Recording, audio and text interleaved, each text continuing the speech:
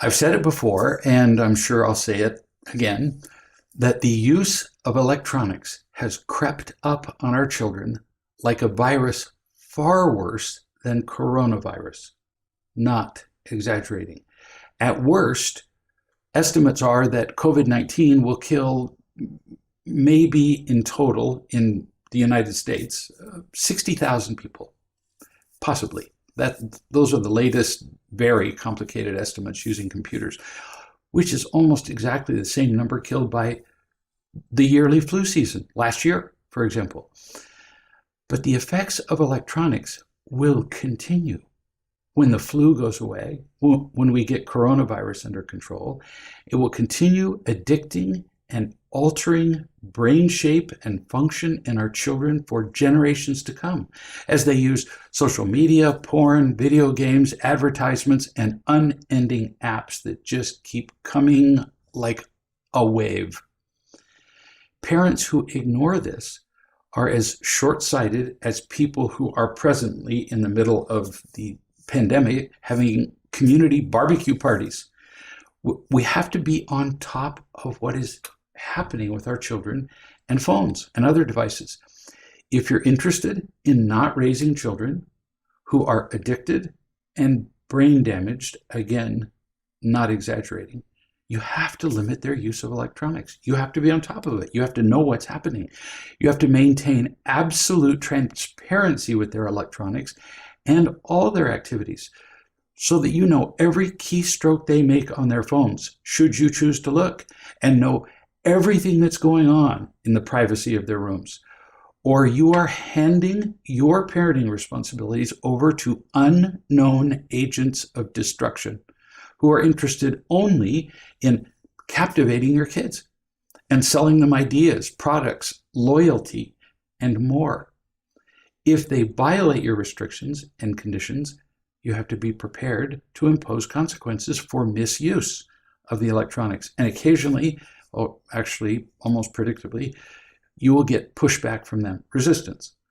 They'll resist and say things like, with incredible self-righteousness, the tone becomes just worthy of being filmed. You're violating my privacy. If you're not ready for that sentence, then you will hesitate and you'll look like you don't know what you're doing, because you don't. So what can you say when they say you're violating my privacy? They expect you to just fall in, burst into tears and say, I'm so sorry. They do. Easy. You translate for them some version of what I'm telling you now. Privacy is a legal right guaranteed by the Constitution to, wait for it, adults. But even then, only under conditions that they not use their privacy in ways that threaten others. I can't privately conspire against the government, for example.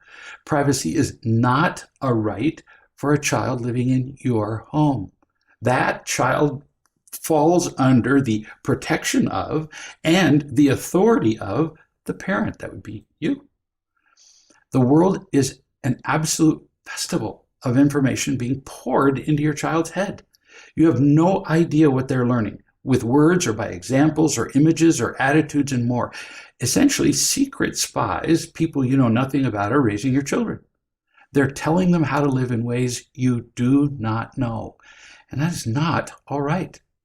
Now, you can translate what I just said for use in any way you want, or ignore it, but you'll be guaranteed to suffer the consequences that will come later, as will your children.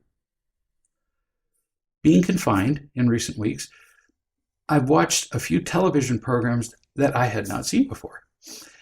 Consistently, and I gotta say with astonishing consistency, I was surprised, shouldn't have been, but I was, that the kids on every single show that I've watched, and I've just sampled some here and there to see what people are watching, see the shows people are talking about. The kids on the shows are portrayed as entitled, demanding, and disrespectful, also irresponsible.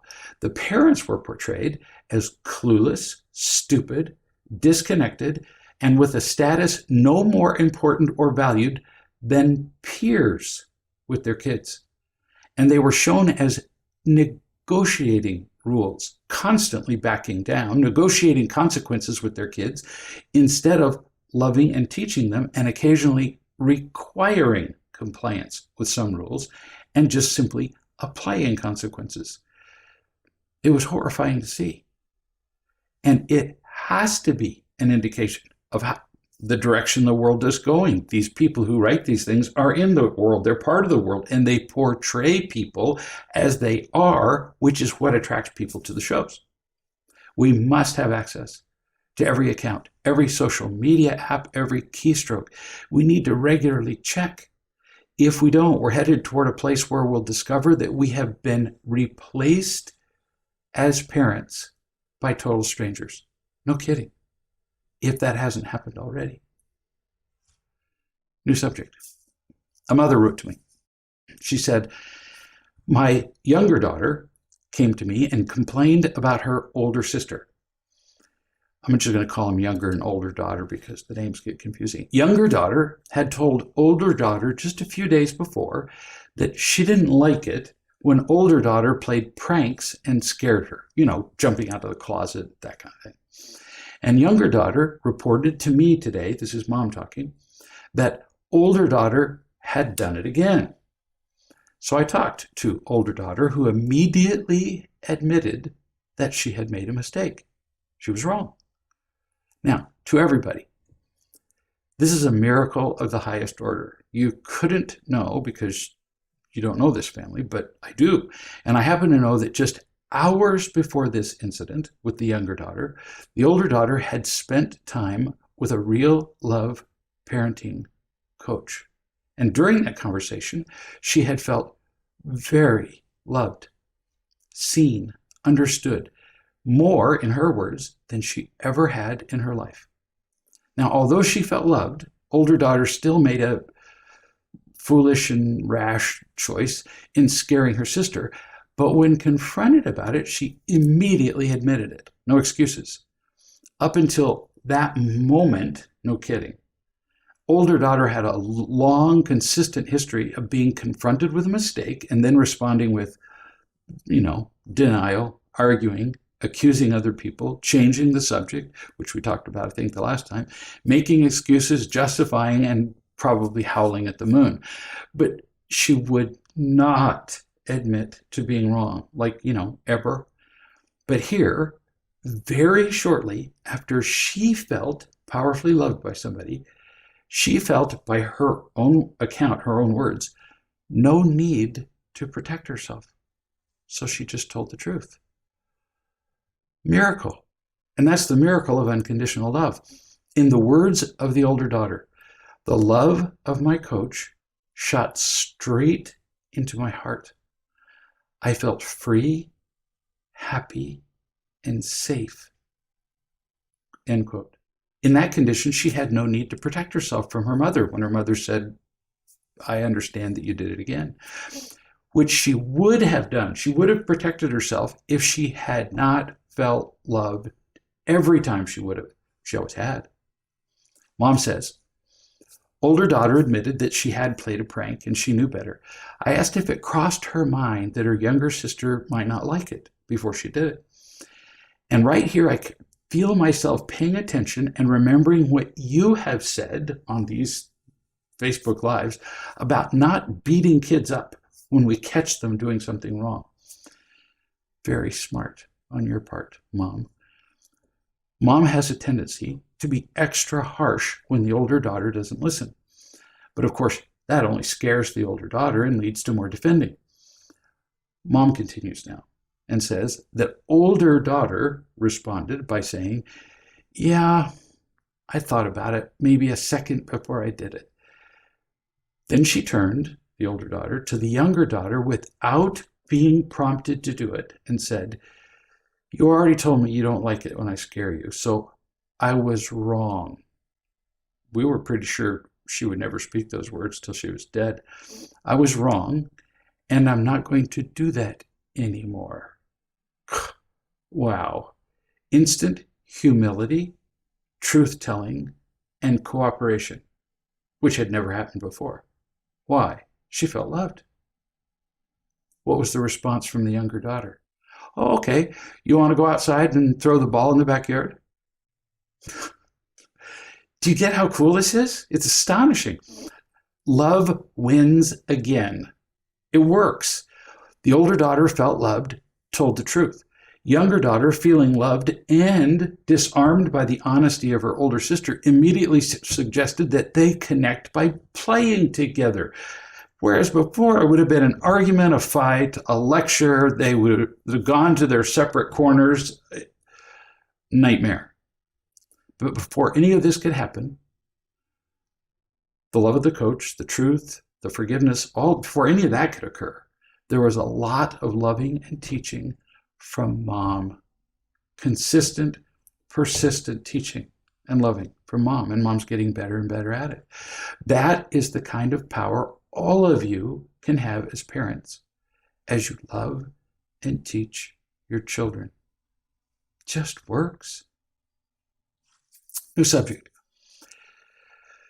Parents write to me every day saying that a child, a particular child or multiple children, keep doing something that is irresponsible or otherwise harmful or unproductive. And there's the key word. They keep doing something. Whining, lying, acting like victims, arguing, fighting, whatever. But you see, nobody can keep doing something unless they're allowed to do it the first time without being loved and taught. You allow a kid to do something the first time that's not a good thing to do, and you don't say anything, you don't love them, you don't teach them, they're going to keep doing it. We have to act faster and more consistently. You hear whining, you hear arguing and fighting, you get up out of your chair and you address it within 3 to 5 seconds. No kidding. Or they take it as permission to keep doing it. We have to get up out of our chair of comfort, if not a literal chair, and talk to them every time they do anything that is not loving or responsible. Why? How often would you let them know that you're out on a hike in the desert? They're 2 steps away from a rattlesnake that they don't see. They're just far enough away that the snake can't bite them yet, but because snakes can only go as far as they're coiled up. They're not quite there yet, but one more step and this kid gets bit by a rattlesnake. When a kid gets bit by a rattlesnake, adults don't usually die. Kids do. How often would you let them know that they're 2 steps from a rattlesnake? Half the time, 1 out of 5 times. You're kidding. Every single time. Would you wait? Oh, well, maybe he'll figure it out. No, you would do it every time and you would do it immediately. With a rattlesnake, well, it's the same with these behaviors that don't work. These little behaviors will kill them just as surely as a rattlesnake or a bullet. Just slower. That is our job, to love them and teach them all the time, every time. And kids only keep doing something if they get something from it.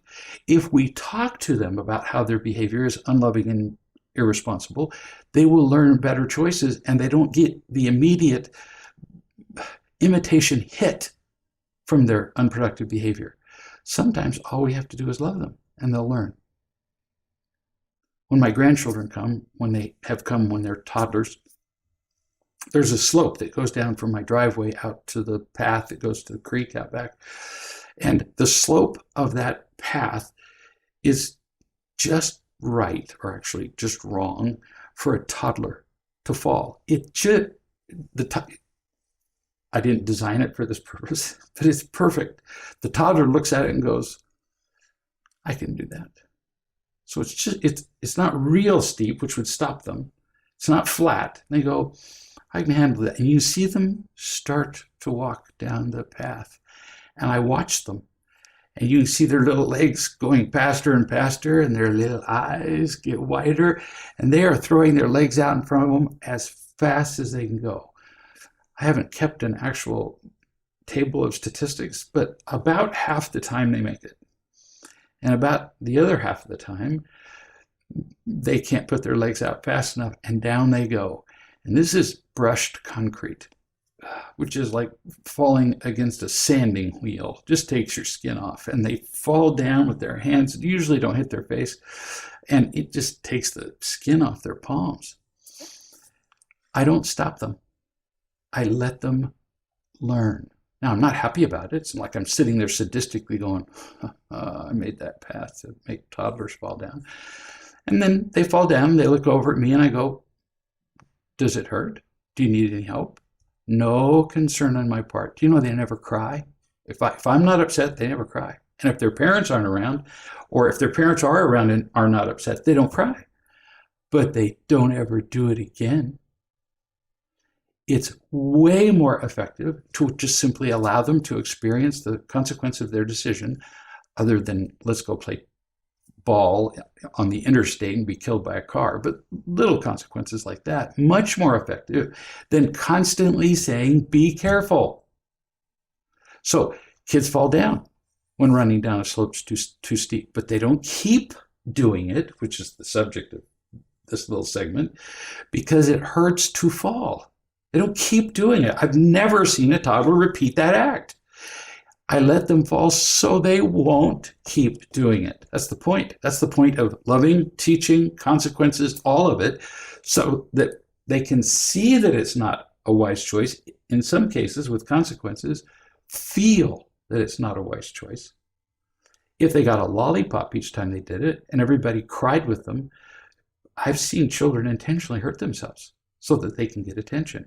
And then they grow up to be the adults who are constantly doing stupid things so that everybody will pay attention to their victimhood. We help our children when we love and teach them every time. We hurt them badly when we let them keep making the same mistakes. We'll see you tomorrow.